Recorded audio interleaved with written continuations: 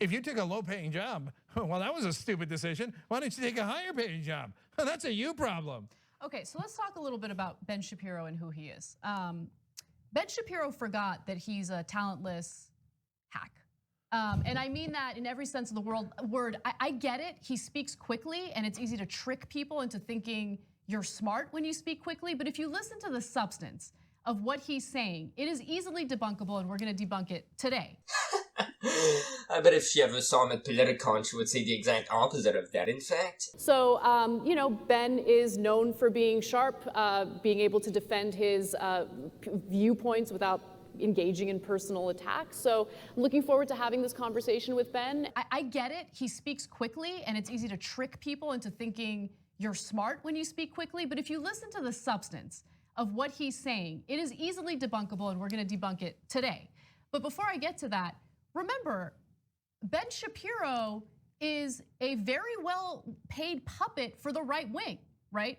They found him, they realized, hey, you know what? He would be a great mouthpiece for what we want. For Democrats, stop focusing on scaring people about the scary right-wing candidates and offer them real solutions that you're gonna fight for.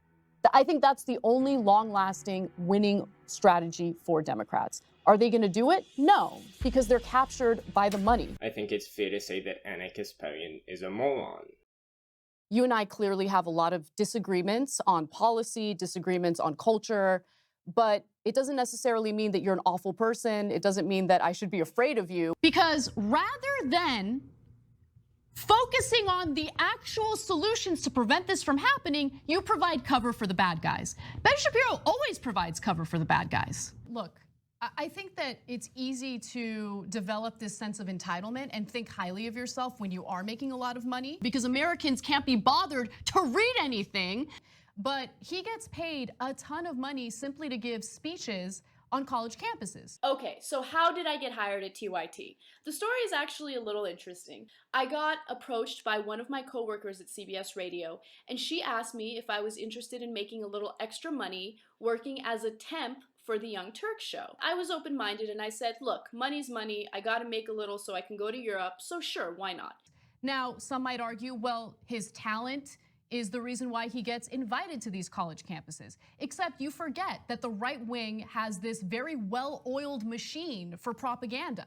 And so they all work together. It's just really, really important in a functioning democracy to have Americans see one another as fellow Americans, as opposed to an identity that needs to be super combative with a different identity. And these Republican groups get these conservative speakers onto these college campuses, and he gets paid minimum $50,000 per speech. And then he turns around and points to the average American and blames them for their economic instability. But hey, those are pesky things called facts. And when you get to manufacture culture wars that somehow give you political power because Americans can't be bothered to read anything, this is what you're gonna do. This is what they peddle, Cenk. Anna got hired because of her sweet, sweet rack